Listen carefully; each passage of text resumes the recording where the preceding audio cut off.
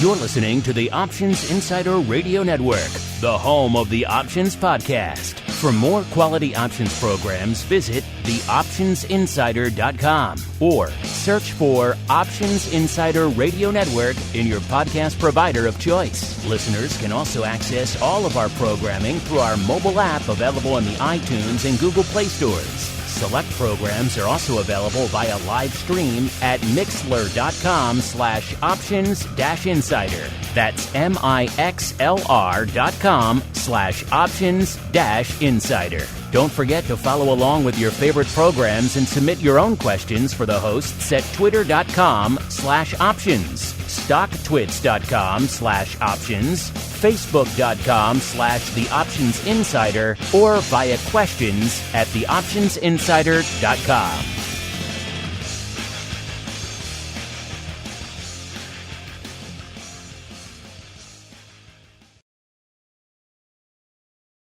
It is a dangerous world out there. Volatility is on the rise, and your clients' portfolios are under assault from a growing number of threats. Simple diversification is no longer enough to shield the assets under your protection.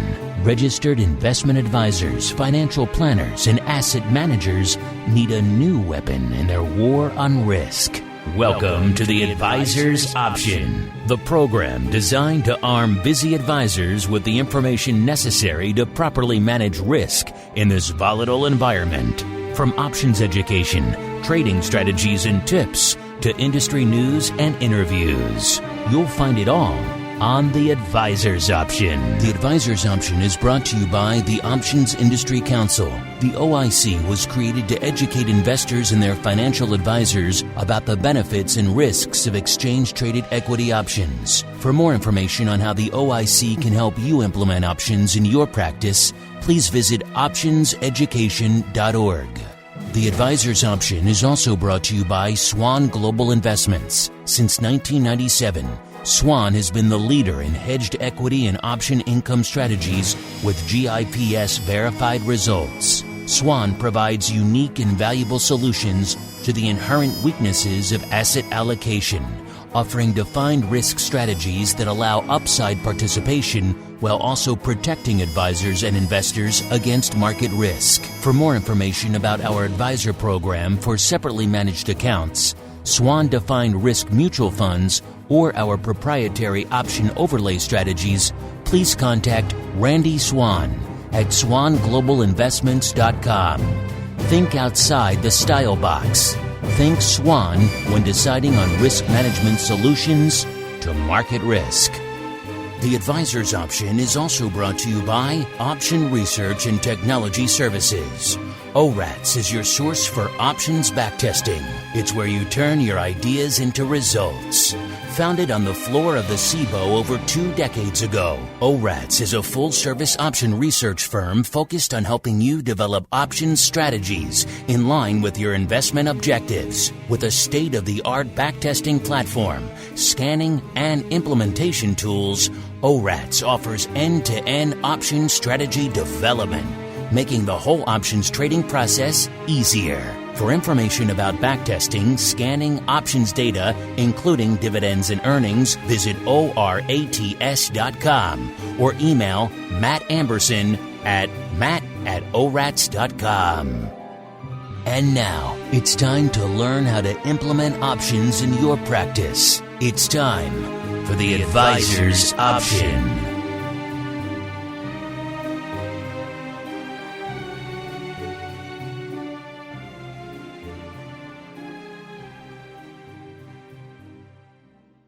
Welcome back to the Advisor's Option, the program here on the old Options Insider Radio Network for you, the busy financial advisor or asset manager who's wondering how can, or maybe how should, I be using these options things in my clients' portfolios. Well, don't worry. We've got you covered. My name is Mark Longo from, as I mentioned, the old Options Insider Radio Network, as well as, of course, from the new fresh coat of paint over there on theoptionsinsider.com. Check it out if you haven't done so in a while. A lot of great stuff. Of course, all of our shows front and center. A lot of great content as well, including those cool earnings move results reports. I know a lot of you like those. Click on those options news and articles tab on the top right corner of the homepage to begin your odyssey down that road. Now, however you listen, however you engage with our content, make sure send in those questions, those comments. We do love to hear from you guys. And we're a little bit scattered here on the show today in terms of moving pieces, moving parts ahead of the big hurricane. I shouldn't say big yet, but the storm that's approaching here on the eastern shores here. So we had to adjust our recording schedule a little bit. If I sound a little bit different, listeners, it's because I'm coming to you from the path of said hurricane down here in the southern studio of Florida. Don't worry, I'll be getting out before all this stuff pops off down here. But you know who's already gone through it? It's old hat to him. Let's dial the clock all the way out there to the Atlantic, to a nice little sunny isle known as Puerto Rico, where we are joined once again by the Director of Risk himself, Mr. Chris Hausman from SWAN Global Investments. Mr. Hausman, a.k.a. the Director of Risk, how go things in your recent hurricane foray, sir? Well, things are good. We dodged a bullet, and like you said, it's heading your way right now. But other than that, guess what? It's sunny again. Yeah, it's always sunny over there. Thanks for handing it off to us now, and we can get a much stronger one. So thanks for that, by the way. But other than that, yeah, interesting stuff abound. That's one of the reasons why we're not joined by our old friend Mr. Cott today. He's getting the heck out of Dodge. He's scampering out of Florida while the getting is good, so he won't be able to join us on the program today. But we do have from someone who's up there in the relatively hurricane-safe New Hampshire, where we are joined once again by Mr. Matt Amberson, the founder and principal over there at ORATS, a.k.a. Options Research and Technology Services, a.k.a. the guys who put together all those cool earnings move results reports that you guys devour on such a regular basis. Mr. Matt, welcome back to the program. Are you too evacuating, even though you really have no reason to? No, this is a great time for us surfers in the Northeast. The forecasts were correct, and the waves from Dorian made it all the way up here, so we had some fun this last week. That's true. I grew up in southern New England, so I do recall those days of right before the storm hits, heading down to the beach and just body surfing and all the other fun stuff that you could do. Lots of fun stuff cooking, including a lot of fun stuff scheduled for the show, so let's get to it with a little bit of the old buzz. All right, everybody, welcome to The Buzz. This is indeed the portion of the show where we talk about what the heck is lighting up our tapes, what is going on out here in the markets as well. We are kind of in a bit of a weird environment from a volatility and market perspective. We're going to get a little bit more into that in our Options 101 segment a little bit when it comes to specifics about volatility. But before we do that, let's kind of go around the horn and kind of catch up with everybody on their thoughts on where we are. We're recording this, listeners, in a kind of a strange time. We're at the tail end of a week that's been topsy-turvy, mostly to the upside lately, as a result of all the trade war shenanigans going off. Volatility for this seasonally adjusted time of the year, usually a pretty quiet period. The dog days of summer heading into a holiday weekend, usually not a heck of a lot going on. Also, usually not a heck of a lot of volatility on the tape, and yet we have seen a remarkable amount of both of late, which is kind of interesting, a little bit bizarre. Some of that vol coming off today, but you never know how long that's going to last. So let's start over there in the office of the Director of Risk. Catch us up, sir, when you're not dodging hurricanes. What's been going across your tape? What's it been like over there at SWAN in the last month and change as you've been watching this trade war madness unfold in the marketplace? Well, the short-term volatility is definitely back. I remember last time we were talking that the seasonality was about to change on us. So I agree with you. Usually August kind of has a very lull until we hit September, and then it starts to pick up. So maybe a little bit early this year, but we know why. I mean, the markets are very tweet dependent right now, and this trade war and volleying back and forth between, the China and the U.S. is really keeping the VIX elevated. You've seen a floor of about 16. It's had a couple of touches in the 15 handle, but the range right now, for the most part, you can say 15, 20. A couple of stabs over 20. So I think for the prop traders, the day traders, the guys on the floor, this is probably the type of perfect environment that they want. And then for us on the other side, if you have a hedged equity product, it doesn't really, it doesn't do too much to our positions because we're already hedged, we're already in at good levels, and it's just a matter of just kind of sitting back and watching the flow and trying to, maneuver the income, the short volatility type of strategies. But for the most part, we're still range bound. We're range bound in the SPX and the overall market, and the VIX has given us a pretty good range this month so far. Yeah, pretty good across the board. They're pretty good range, pretty good volatility, pretty good everything else for a time of year that is usually pretty quiet. Mr. Matt, same question for you. This actually time of year is not quiet times for you guys over there at ORATS because we are still on the tail end here of earnings season. I know you guys added an interesting new wrinkle to your analysis this season. You added an earnings season report, which is kind of interesting, breaking down how everything is unfolding from week to week. So catch us up. How has this season, this cycle, how has it unfolded? Any interesting surprises or nuggets therein for you, sir? Yeah, it's. I'll get to that in just 1 second. But the overall volatility, we have another new product for you, Mark. We average. I can't keep up with all the products, sir. You guys are just hot and heavy over there these days. So we're coming out with these component ratings for the top 30 ETFs and indexes, and so we weight them and compare all the underlying components to the ETF. But we also, one of my favorite ones, just to measure all of our 4,500 symbols. And for the first time in a long time, and I put a blog out, we're seeing the implied volatility to historical volatility ratio under 1. So typically, implied volatility trades as a premium to historical volatility, but now it's about 97%. Usually it's about maybe 17% over, and now it's 3% under. Apple, for example, is 17% under its historical volatility. So things are moving around, but the implied hasn't really come up to it yet. We've talked about rules of thumb before that where the market makers don't get volatility low enough in the quiet times, and so selling volatility still works, but in the high times, like it is now, they don't get it high enough. So that's what I'm seeing overall, and that's spilling over. Yeah, as you say, we have a really neat season report. So we break down the earnings season into 6 weeks. So typically starts midway through the month of the quarter. So what is that? January, April, and then we just had July, and then we'll get it again in October. So, but this one has been the craziest by far. Earnings season. We got all this trade war stuff that exacerbated all of the earnings moves.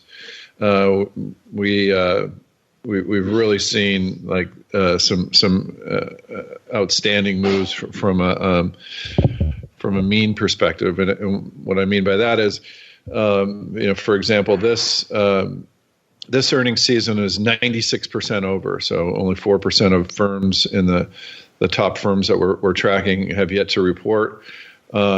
Actual moves divided by their implied moves. We do some calisthenics to get what the market is implying using straddles and taking out what we think is going to be left over. So that ratio is 14% over. So that's the highest that we've ever seen in any season. 4 seasons a year, going back 12 seasons. So that has been big. And then, the funny thing was that last week was the worst week. Like it's only, they lost, owners of straddles lost about 18% because of the knee-jerk reaction. They really overvalued the earnings. So this earnings has been quite tumultuous in many different ways. And then we do then our huge back tests. So we've done hundreds of thousands of back tests, trying to see, okay, if you would have purchased straddles before each earnings season and sold them after the day after earnings, so bought them the day before, sold them the day after, how has that been? And who wins? So the win percentage, as we've reported quite a bit, is about a little less than 40% for owning a straddle. So it's pretty tough. However, if you look at just the absolute returns, the long straddle usually wins over, we go back to 2007. So that, the average is negative because of commissions and such and traveling the bid-ask spread. We have some rules for commission and slippage. So, but if you look at just a comparison, basically just mid-market to mid-market, the long straddle owners actually beat in absolute terms although they don't win as much. So that's a mouthful, a lot going on, but that's what we're looking at over here at ORATS. I encourage all of our listeners, if they are even remotely intrigued by that, and I know a lot of you are, then head on over to orats.com, orats.com, or indeed to theoptionsinsider.com. Click on the earnings move results reports there. I like the season report. I think that's an interesting new wrinkle to the analysis. And I like what you're talking about there, Matt, with the volatility. You know, there's a couple of indicators that I always think are pretty useful, pretty spot on. One is when the volatility, aka VVIX, gets down into that 70 handle range, and you typically know that something's going to happen at some time in the near future. It's not going to stay there for very long. And the other one is kind of the one you just mentioned, that risk premium, that implied to the realized, aka the historical. When realized starts creeping up on the implied, then you know we're in for some interesting times. Speaking of interesting times and volatility, it's a perfect segue to dive right on into our Options 101.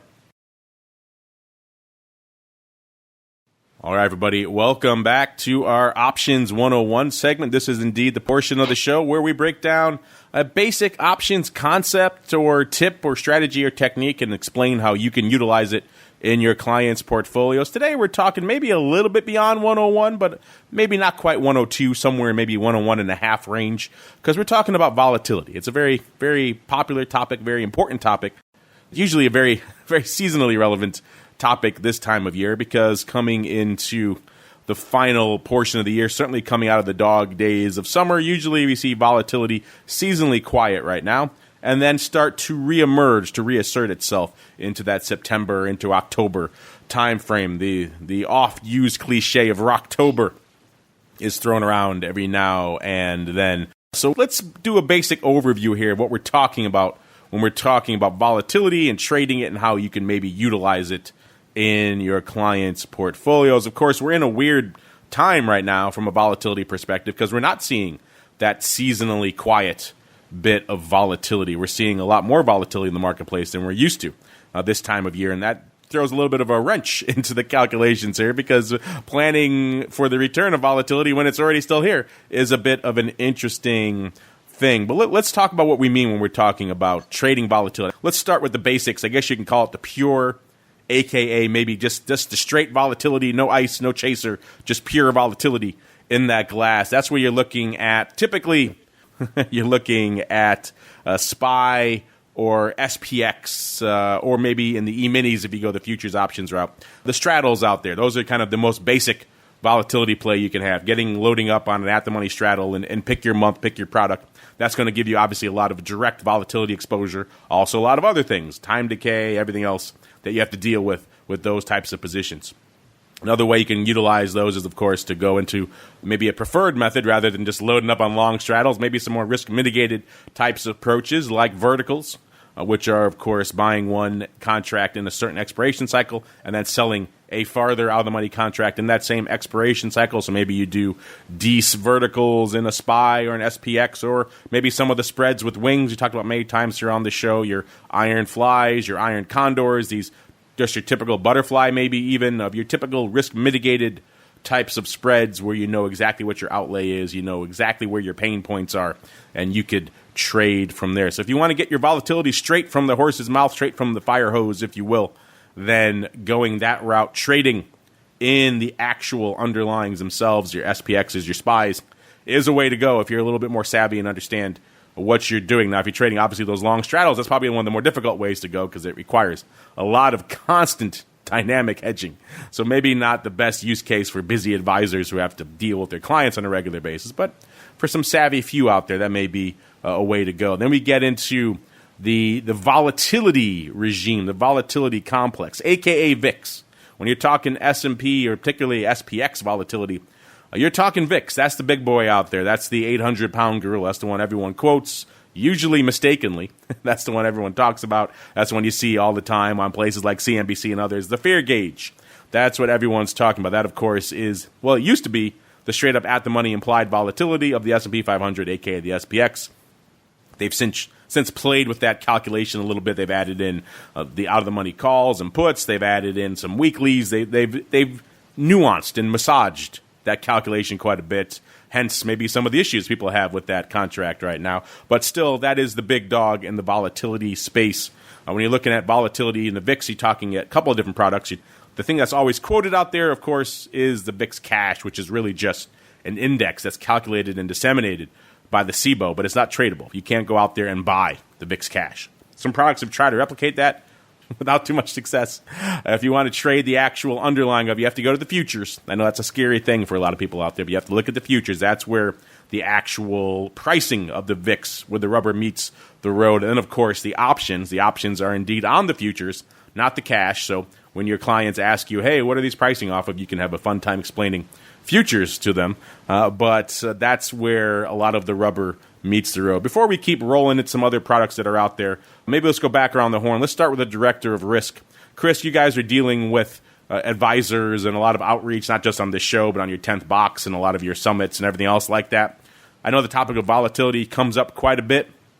When you're talking to an advisor about what they should know, what they should prep, maybe for this time of year, traditionally when volatility may return to the marketplace, or maybe in this case, stay elevated for the foreseeable future, what do you counsel them? What should they be aware of? How should they be approaching it? And maybe what types of approaches should they have for actually trading it for their clients? Well, I think the important thing is to pick your points. Be patient when you're in this type of marketplace. You go back to a very low volatility period where that actually is a good time to sell premium because, like Matt said it, vol gets it wrong on the low end and it gets it wrong on the high end. And right now, where it's getting it wrong on the high end, and he presented some fantastic data on all these single stocks on where the implied just isn't covering the risk, with the movement out there. And that can be the same. You can apply that to the index products as well. And what I wanted to also add is it's not just about the SPX or the VIX. This is actually a really good time where small cap, RUT, IWM, then you have emerging markets, EM, and the big index or foreign developed. All four of these larger indices are trading a little different. And so there is opportunity between these different products, to scalp volatility, if you will. And also with the VIX as well, don't forget, there are VIX calculations on all kinds of other products. You've got on the NASDAQ, you've got on the RUT, emerging markets, gold, foreign developed. So, I think if you're an advisor, you need to be patient, pick your points, open up that toolbox and not just look at the SPX, SPY, which, obviously is the biggest one, but there are other areas where there's opportunity. Matt, same question for you. People that come into ORATs now looking for maybe volatility-oriented back tests, looking for maybe some advice on strategies and approaches. This is obviously the time of year people start thinking about these things traditionally. So what do you typically counsel them? What are some approaches? What are some products? What are some methodologies they should be considering when thinking about dipping their toes into these volatility waters, sir? So we use our back tester, and one of the things that we can do in our back tester is look at environments, like look at volatility environments. So is the volatility high? Is the volatility low? I like to look at what's called contango of just regular SPY. So are the lower months below, at, or higher than the short-term, longer-dated months? That is one of my favorite indicators. So what we'll do is we will sculpt strategies based on levels of contango, levels of IV rank or IV percentile, and go into how they behave, how they perform, what performs the best. We talk about the rules of thumb, but there's also quite a bit of what we found is just you want to stay out when that contango starts getting crazy like it is now. We've been basically out on a lot of clients, since the end of July when contango started falling out of bed. So that's a really good time, I think, to if you're going to be selling a little bit of vol to pay for out of the money puts is what I like to do. Is at these times when it gets a little bit wonky out there, you want to pull in, and take off, I think, some of the income producing strategies and, give it a break for a little bit. It's, now what we're seeing, today, and over the lows are rising in contango, and contango's going. It's getting closer to contango. So we're seeing some of our clients back tests start to come into selling strategies, producing income on top of the more out of the money puts that they're looking at. So that when we're talking to clients, we urge them to utilize these triggers in their back test and set up environments and make sure that the back tests that they're using perform well in all the environments, especially the current environment, Mark.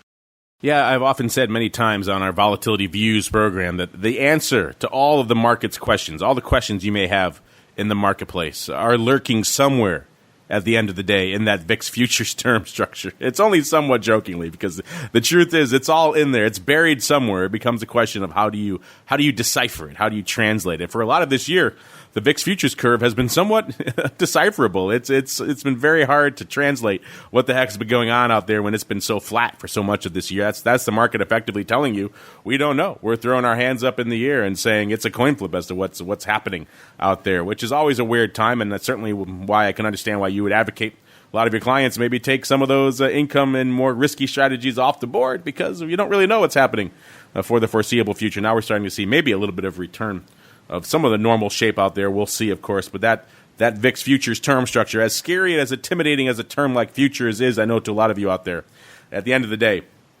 that is where a lot of the answers to the market's riddles are hidden. But Chris, you mentioned that volatility toolbox before. It's not just SPX, straddles, and VIX, listeners. There's a whole heck of a lot out there you could be using to trade and analyze and study volatility for your clients. If you're looking, maybe you're a little bit more inclined towards the SPY side of the fence rather than SPX, well, you got a new tool in your toolbox, a very new one. In fact, maybe you've heard it on some of our Volatility Views program, talking to the folks over there in Spike's Land. That's effectively, you could term it, for lack of a better description, effectively a VIX, but on SPY rather than SPX. So if you're more comfortable, more knowledgeable of SPY than you are of SPX, which is a large institutional product at the end of the day, then maybe SPY might be, and spikes as a result, may be more intriguing to you. Of course, caveat there that it's a new product, so liquidity has still yet to build up out there. So maybe you want to dip your toes in there and walk before you run. But it's an interesting one to keep an eye on as the volatility space unfolds. And of course, I know a lot of you out there, and certainly your clients, we saw evidence of this last year with the VIXocalypse and how many people were damaged as a result of the issues with these volatility products. But it's the huge, the ever-expanding universe of volatility ETPs, these exchange-traded products. They could be ETFs, they could be ETNs. They come in all sorts of flavors, all sorts of shapes and sizes. But the big dogs in the space right now are kind of really the last of the Mohegans. A lot of the other big ones went the way of the dodo, unfortunately, are your VXX. That's a big one still. That's, of course, your big VIX proxy. A lot of people use it for, even though it's really not what it's meant for, and it's often quoted that way.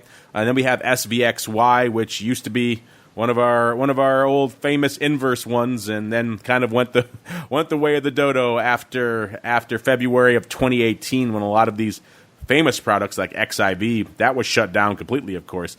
SVXY became a pale shadow of its former self. It's effectively only half the leverage it used to have, so that's not as attractive for a lot of people out there. And still one of the old dogs of the space, TVIX, a product we love to malign here on the network. It's had many issues over the years, yet it's one of the last of the Mohegans out there, so people still trade it. And there's a lot of issues with all of these ETPs, as you might guess, listeners, not the least of which is an issue that comes from a lot of ETPs when they're trying to replicate another position using futures, and that is that roll yield, that negative roll yield, which impacts all of these. VXX is a great example. People come to the volatility space. Maybe your clients are coming to you asking, hey, how do I get exposure to this VIX thing out here right now? And an easy way a lot of people like to go is, of course, VXX, and they buy that and they put it in their portfolio. They set it and forget it, and that's effectively the worst thing you could be doing with this product, which, due to the negative roll yield, they are effectively, without getting too deep into the weeds, they effectively are buying expensive longer-term vol and then selling cheaper, nearer-term vol. Usually, as Matt mentioned, that contango with the VIX futures plays a part in that, so it's not always the case, but that's usually what's going on out there. And as a result, they are effectively churning and burning through a substantial amount of money on a weekly and indeed quarterly basis. I've seen estimates of that monthly impact of that negative roll yield could be up there, 10, 15% a month or more. So you have a product that's constantly eroding. Your buddy over there, Matt, Mr. Andrew, on our Option Block show and Volatility Views has called VXX predictably crappy. And that as long as you know what you're in for, it's okay. But the common use case, which is the set it and forget it, buy it and put it in your clients' portfolios, is not the way you should be approaching. It's a very, very short duration. All these products really should be short-term use cases, which maybe takes them out of the realm of use for a lot of you out there because you want a little bit more longer-term type approaches. But that's where we stand with a lot of those. And, of course, VXX also optionable as a result of that negative roll yield.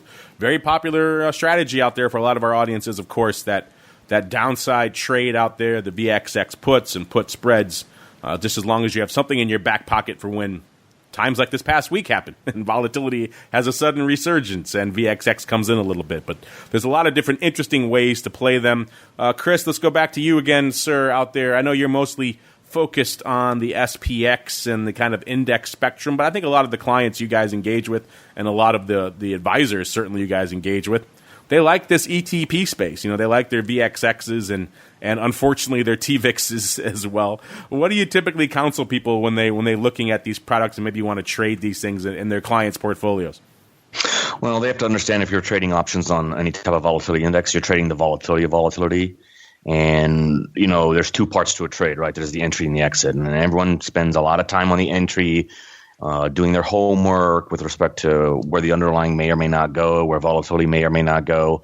You put your trade on, and then it's the exit, which is the difficult part, where people kind of put a little bit less time into, the monetization portion of the whole trade, right, from beginning to end. And what people come across on these kind of products is, especially if they're trading spreads, well, they don't see the expansion that you would normally see, like if you were trading a straight up equity market or index. So, people put butterflies on and they get it right, or the move happens too quickly they don't realize that expansion that they were, how come this fly didn't expand, or how come my call spread or my put spread didn't quite expand? So I would think these are like perfect products too. If you have a thesis or a theory, that I would certainly recommend doing a lot of back testing on these kind of things to make sure those spreads are acting like you think they should act. Because again, you're not trading an equity index product or a single stock. You're trading volatility of volatility. Yes, a derivative of a derivative at the end of the day, which adds its own wrinkles and its own challenges to the analysis. Speaking of the analysis, Matt, you guys are out there doing a lot of analysis on this whole universe of products. So you got the new kid on the block, the spikes, which is SPY volatility. Then we've got this whole incredible universe of VIX ETPs out there. What do you say to your clients when they come to you looking for back tests and trading ideas on this expanding universe of additional volatility products? Well, the good thing about the back test is you could see a lot of the things that Chris was talking about pretty starkly about these related VIX products just going, getting that roll. That roll is crushing. But, there are ways to play those. There's those call ratios, so you can make it so you're not losing that much money. And then if it really pops, you get those ratios kicking in. I've seen those used. Around the Twittersphere was a New Hampshire license plate that says VIX puts. And so I went and did a bunch of testing on VIX puts because, we're here in New Hampshire. You got to stay together. I saw that. Is that your plate there, Matt? Yeah, that's not my plate, but I've been following that guy around constantly. He keeps looking in the rearview mirror at me. I'm trying to figure out what he's doing. But I've done a bunch of back tests, and it looks like he's buying the VIX puts. And if you time it right, it looks like a pretty good strategy. So I've added that to my arsenal. That's what we're talking about, Mark. Yeah, so just to recap here, listeners, we could obviously spend many hours talking about volatility and the strategies there, and we have done so in the past. I encourage you to check out our archives here of this program for some more deep dives into volatility. Wanted to kind of give you a bit of a refresher of how the universe stands right now coming into this time of the year when volatility sometimes gets on people's radar. So just to recap again, your straight, more direct volatility plays, so you're going out to your SPX, or even your SPY, your straddles, your verticals, those types of trades, your iron flies, your iron counters. Worth mentioning, by the way, of course, if you are a traditional advisor out there and you're hedging a long equity portfolio with some SPY puts or SPX puts, remember, you have a long volatility position on now. So you have that long S&P volatility, a.k.a. VIX position on. So just something to remember. You are trading vol, even if perhaps you're not aware of it. Of course, if you like maybe different indices, the spikes products are one to watch. But again, liquidity is a bit of an issue out there. Of course, the mothership is the VIX, and the VIX complex comes with many different products and also many different issues. First off, of course, remember you're quoting off the VIX futures, not the cash. The cash is a fun index to talk about and bandy about and chat about and to see displayed on places like CNBC and others, but it's not a tradable instrument. For that, you need to look at the futures curve. And as Matt mentioned earlier, the futures curve has a lot of mysteries locked therein. But if you can wrap your head around it, the contango, the backwardation, what's going on out there from week to week and day to day, that will certainly put you in good stead with managing those long equity portfolios. And, of course, the volatility ETPs, VXX, SVXY, TVIX.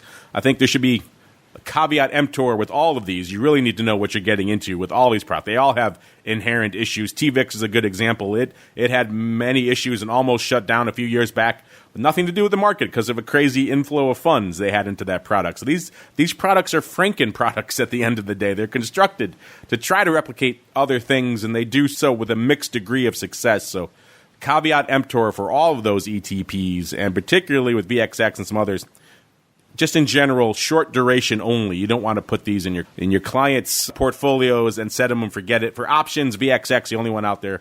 Well, SVXY is optional. It used to be, but it's not really much of a need for those anymore. It's not really the product it used to be. VXX, obviously still a very popular options product as well. Just make sure you understand what's going on with the roll and everything else out there. Speaking of everything else, let's see what else you guys have on your mind. It is time for a second edition of our extended summer mailbag palooza. Yep, it's time for the office hours.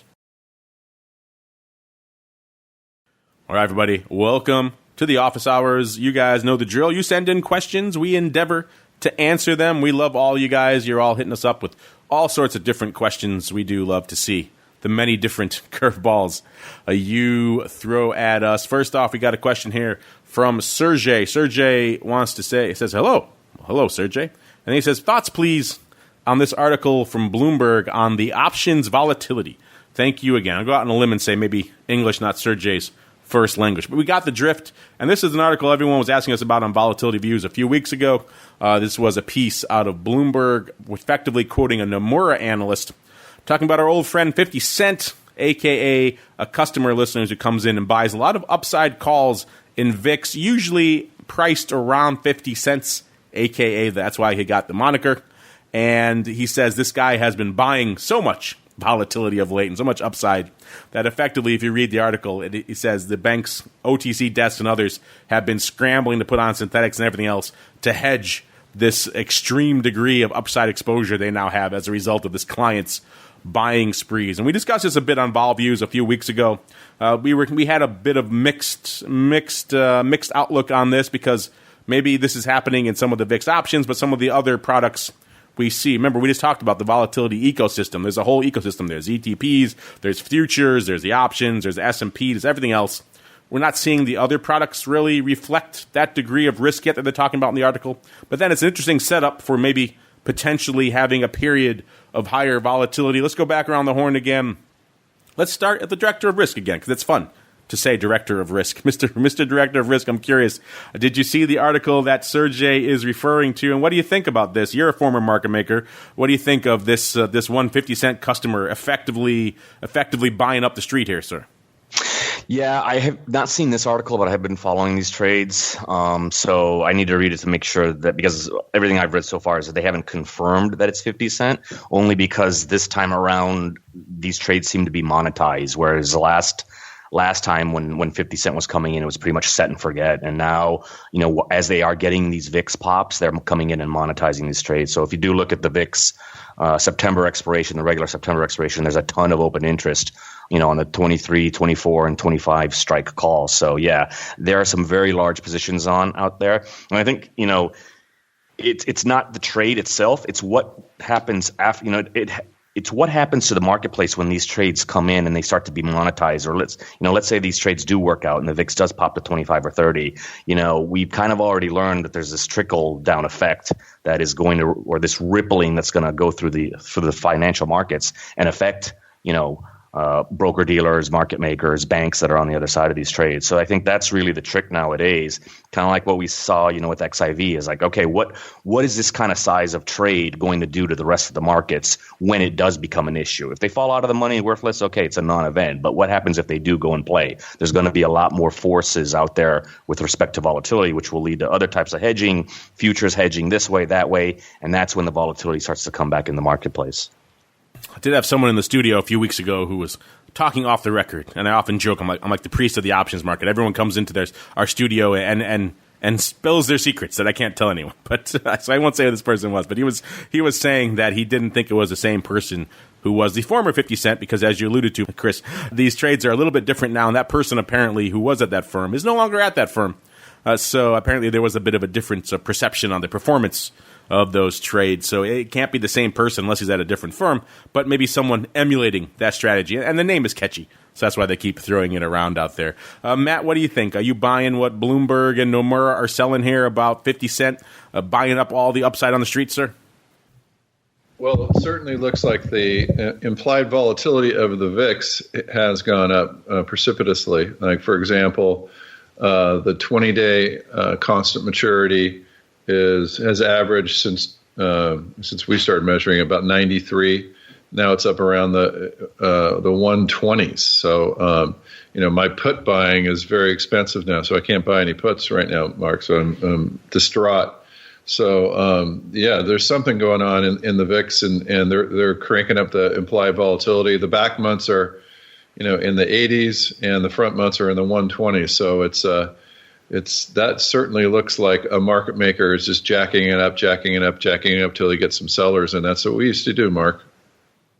Yeah, so you're buying what Nomura and Bloomberg are selling. I mean, it's not the craziest thing. This guy someone is buying up a lot of upside, and you do have to scramble. I remember those days. I never traded VIX in the pit, but I traded SPX, and there were some times when we had those proverbial quote unquote upside crashes when the entire pit was short and someone had bought out a bunch of upside. And so as the S&P continued to rally and blow through strikes that everyone was short, yes, people were scrambling to cover, and you had effectively what was termed at the time an upside crash. Maybe we are setting up for a similar scenario. It certainly would explain why we have remained, as Matt alluded to, somewhat elevated out there in the volatility space of late, and continue to be, even though vol coming off a little bit today, but still certainly far more elevated. Usually this time of year, we're threatening single digits out there in the VIX cash, and we're nowhere near that right now out there. So interesting times out here in the market. Speaking of interesting time in the markets, I like this comment from Joey V. He says, this might be the best indicator of all time. And I do believe he's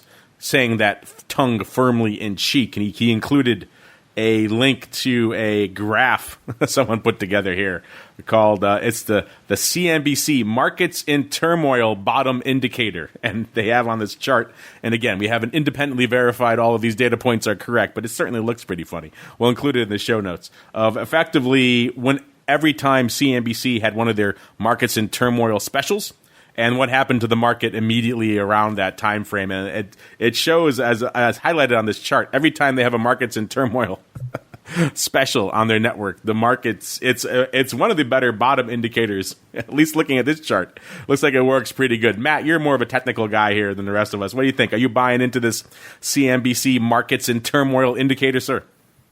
What it used to be is when your shoe shine person starts talking about the market, that's the time to sell. I love these negative indicators. If it makes the cover of Time magazine, that's the time to sell. So I love this when the media catches on. That's usually the time to start buying or go opposite of what they're doing, Mark. So CNBC, the equivalent of your cabbie asking you about SVXY. That's when you know it's time to get the heck out of Dodge. All right, let's go on to some more real. That's just a fun, silly one. We like the silly ones as well here. This comes from Alan. Next up, Alan Sidmond. He wants to know, what is a realistic number of SMAs, so separately managed accounts, listeners, on which I can expect to actively manage options positions using covered calls and short put spreads before I've spread myself too thin and can no longer devote my time to client development and management. And then we also have a related question, so we'll lump it in here. A similar question from 34DLD. He also wants to know, should I limit my options activity to the top 5 to 10% of my clients with larger equity portfolios and more sophistication to understand the strategies? Will that save me hassle in the long run? So different approaches to a similar question at the end of the day. How much of their time, resources, and client assets should they really be devoting to options, to all these strategies we're talking about here, the income, the hedging, all the other types of approaches we've outlined here on this show?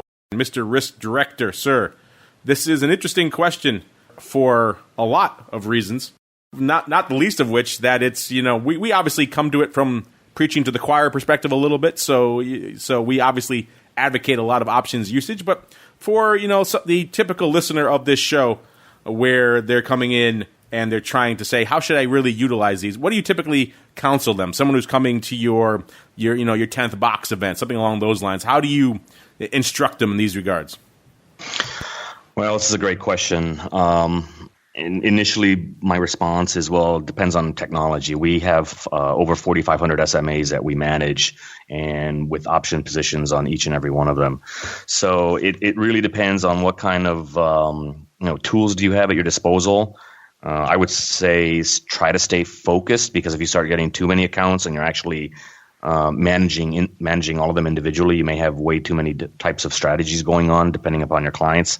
And I do think that understanding the strategies is key. You don't want to start throwing options on anybody that's not quite familiar with them, or is a little scared to get put their toe in the water. But again, the good news is there's a lot of material out there to educate people, to show them how you can use options in multiple different ways to achieve their goals.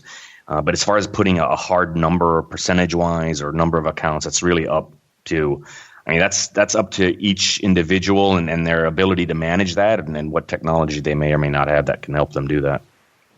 You're right. It very much is a technology question as much as it is a time question. Matt, you're kind of our resident tech guy here as well. We have to say here for our two listeners who are curious, how much of their time or resources or client portfolio should they really be devoting to these option strategies, sir? Yeah, well, Chris stole the thunder there. It's a technology question. And one of the things that we do is spend a lot of time on the front end getting systematic strategies and helping advisors do that. And then we have ways to automatically scan and, alert for exits and send, emails out when certain things happen. So if you can, get the technology right, if you can, like Chris says, keep the strategies, somewhat generic or close to each other, and you could, send out client advice depending on how you're communicating to your clients. So a lot of what we do is to help support our clients communicate, help support our clients know when the exit rules were put on at the beginning, and so then it's a very systematic strategy, and then everyone understands what's going to happen, and then you could start to up that amount of clients that you can handle with options, Mark. Yes, that's a good point. I think having similar strategies also helps as well. So first off, find a platform that allows you to scale and manage and implement. Don't use the old proverbial Excel spreadsheet. There are many platforms. That used to be, when we first started this show, that was a very common refrain. There aren't enough tools, there aren't enough platforms that allow me to really do this, let alone across all these SMAs, like you mentioned. It was a very laborious thing. You had to manage it yourself, track it in a spreadsheet. Now there are more tools available for you. I think a place to go to learn a lot about the different offerings there is, of course, optionseducation.org. They have a breakdown of all that stuff, and check out your platforms. And if you're bringing a decent amount of AUM to a particular custodian or platform, reach out to them and say, hey, I'm looking to do more of this, managing my covered calls, whatever it is you're using. You don't mention exactly what types of strategies you're using here, but I'm going to assume it's somewhere in that vein. And maybe they could help develop something with you as well that is more in tune to your needs. And also, if you don't have a custom approach for each client, but you actually maybe try to replicate something across a variety of portfolios, if you have a lot of your clients who are mostly in diversified indices, for example, and you like to replicate maybe a 2.5% or a 5% out of the money monthly covered call, that's something you could reasonably do and roll and manage across a variety of accounts with a handful of tools in a pretty seamless fashion. So technology is the first question. Find a platform, a custodian, a firm that will allow you to do this and make it and scale it. More importantly, than B, maybe devise a few approaches that you're comfortable using, that your clients are comfortable with you using, and that you can implement at a reasonable degree of scale across all of your different clients' portfolios. And then from there, there's no reason why you can't put this on all of your clients' assets. We obviously like options here. We talk about them day in, day out. We want you to hedge. We want you to protect. We want you to increase your returns. We want you to have, at the end of the day, a better client experience, better returns for everyone involved. And options can help you do that. So there's no reason why you should limit yourself to a handful of clients, unless, of course, you feel they're the only ones who would be suited for these strategies. And by all means, that's up to you. You know your clients better than we do. But at the end of the day, there's no reason from an overall asset perspective that you should limit yourself unless you can't find the tools or just don't feel comfortable really applying it. So maybe you start small and then you grow from there as you grow with your comfort level. A lot of good questions in there. Great questions there. What were the names there? 34 DLD and Alan Sidman. All right, next up. Let's see. No beta wants to know. Thank you very much for producing such a fine program. Well, you're welcome there, Mr. No Beta or Nobita. I'm going to go with No Beta. I like that better.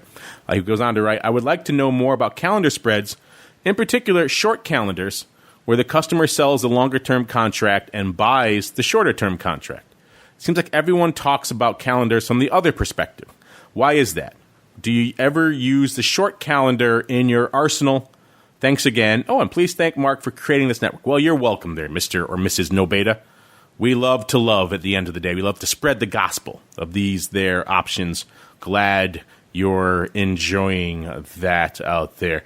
This is an interesting, I think we touched on this not too long ago. I'm trying to find the exact episode where we discussed this particular strategy. But you're right. Calendars typically, I'd say 90+% of the use case of the discussion of the education when it comes to calendars are on that typical long calendar side, which is buying the longer term contract and then selling the narrower term contract. And that's kind of the way it's structured for a variety of reasons, not the least of which being margin. I was talking about this with one of our friends, Mr. Overby, over there on the Options Playbook radio show the other day, this exact type of topic.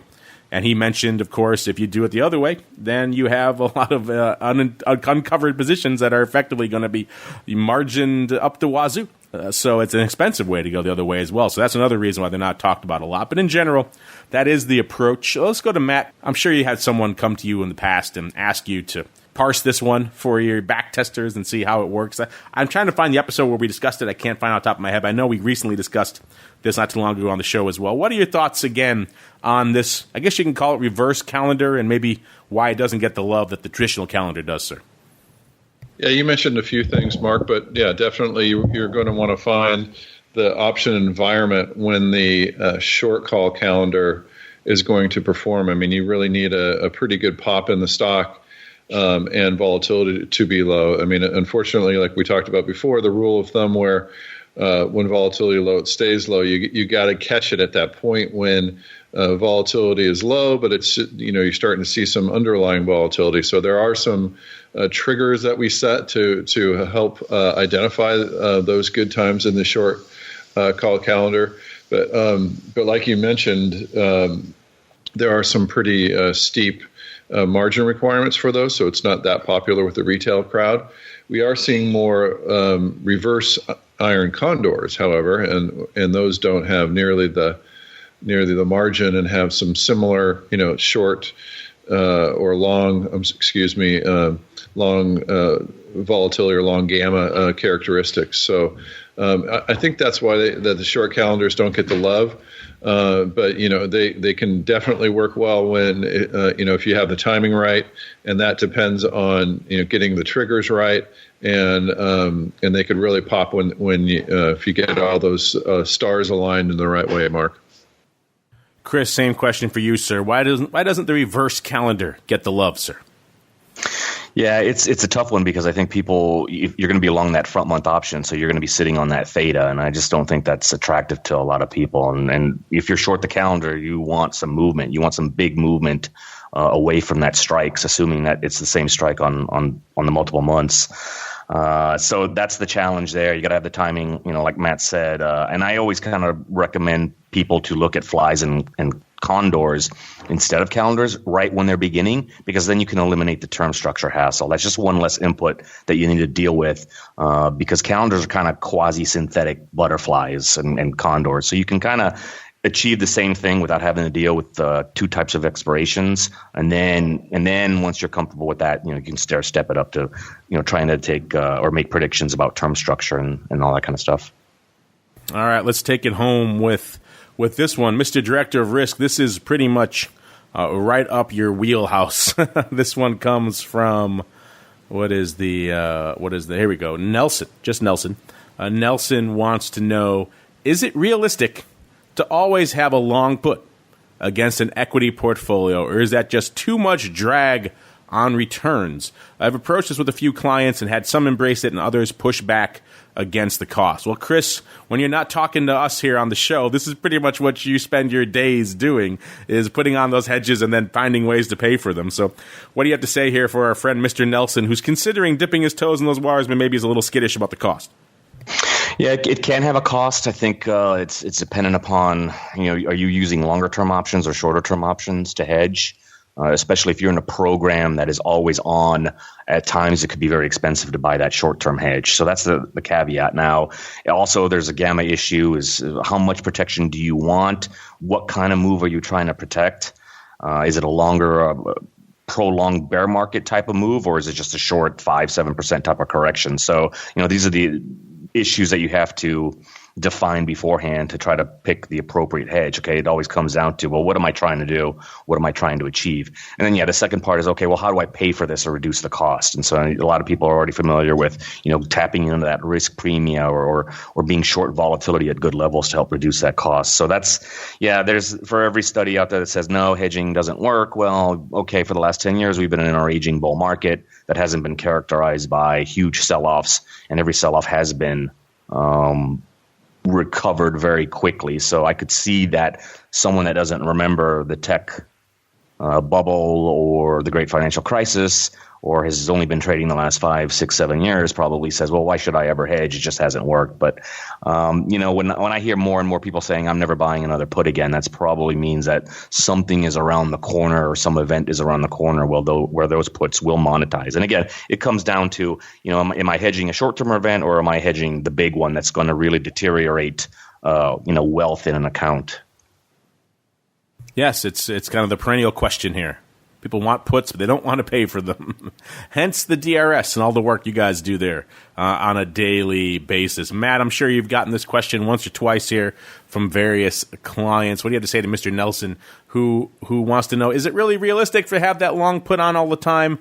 And should he embrace it, or should he go with the clients who are pushing back against it? Yeah, I think it's very responsible to have that put in there. You could buy some cheaper puts. We test strategies where you maintain a constant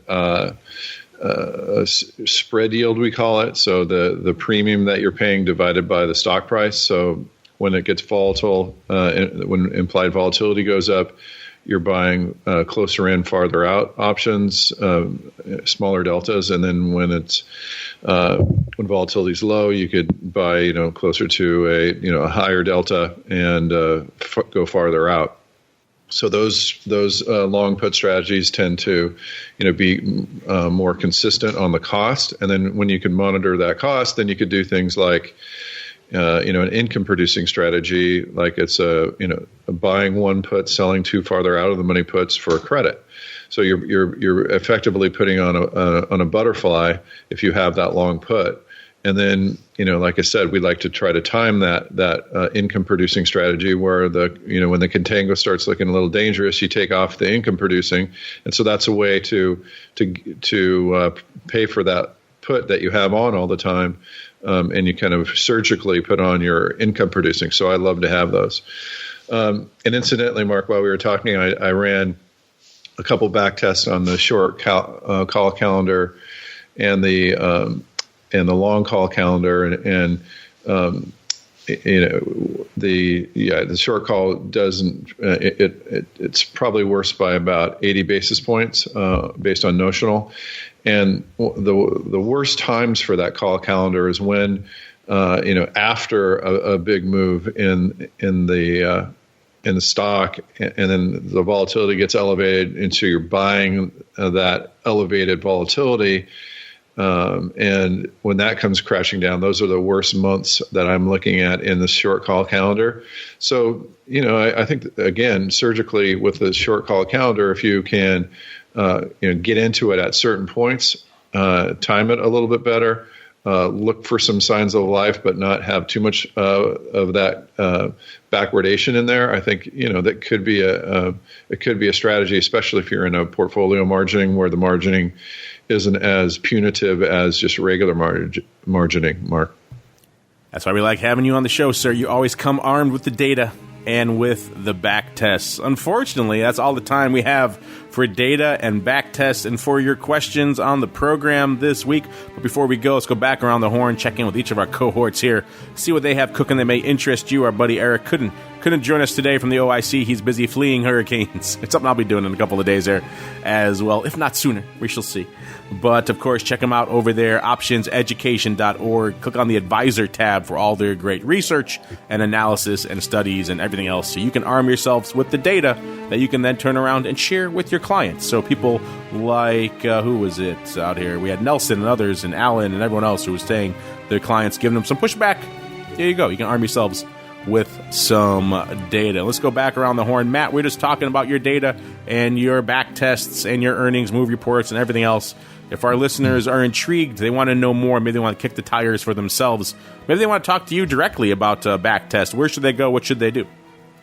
Yeah, orats.com, and it's been quite manic here. We're just getting new things out there. Our guys have been doing a great job. Like we talked about, these component averages those are really exciting to look at, and we built a graphing tool to show those types of relationships, the contango, and then we've also built in like a mini back tester into a graphing tool. Like I like to point out, the best way to get people into options is to get them using the data, and the best way to get them using the data is to visualize it and start to do these mini back tests. So we have all kinds of things like that. Our data API, we're getting a lot more programmers coming to us. So it's been manic up here, and people have had a nice relaxing summer, and we've been going crazy up here, Mark. So, but a lot of fun. Certainly seems like it with the breakneck pace of the products you guys have rolling out there. Check it out for yourselves, listeners. Orats.com, ORATS.com is the place to go. Give them a follow on Twitter as well. A lot of great nuggets and data and analysis coming out there as well at OptionRats on the old Twitter machine. And Mr. Chris, when you guys aren't busy dodging hurricanes, you're busy managing some overlays on some equity portfolios and also putting together some events and some content and some education for advisors out there. And if our listeners want to sink their teeth into more of that, sir, maybe check out one of your events or read your blog, maybe the newsletter. Where should they go? What should they do, sir? Well, SwanGlobalInvestments.com to start off. We've got a new piece out by Mark Odo. It's called The Bleak Future of Bonds, and it talks about how bond risks threaten traditional portfolio construction. In addition to September 9th to the 11th, I will be in Munich, Germany at the SIBO Risk Management Conference, and I'll be presenting how 40 Act funds use options to achieve multiple goals. In addition to answering a lifelong question, why is Oktoberfest celebrated in September? There you go. These are the great mysteries of life that need to be solved. I'm glad you are on the case for us, sir. So solve that mystery. And I've never actually been to the European RMCs. I've been to many of the domestic ones, never to the European one. So let us know how that is. You can see Chris in person if you're on the international contingent of our audience here and you're heading to RMC. You can meet the director of risk in person. Otherwise, SWAN Global Investments is the place to go. Give them a follow on the old Twitters as well. At SWAN Global is where you find them. And on behalf of Mr. Chris, a.k.a. the director of risk, and Matt, a.k.a. Mr. Oratz, and Mr. Cott, a.k.a. the guy who's afraid of hurricanes, and indeed myself, I want to thank all of you out there for downloading, streaming, subscribing, for sending in such great questions. We could do a whole show of just those. You have so many great questions. Keep them coming, and we'll see you next time for more of The Advisor's Option.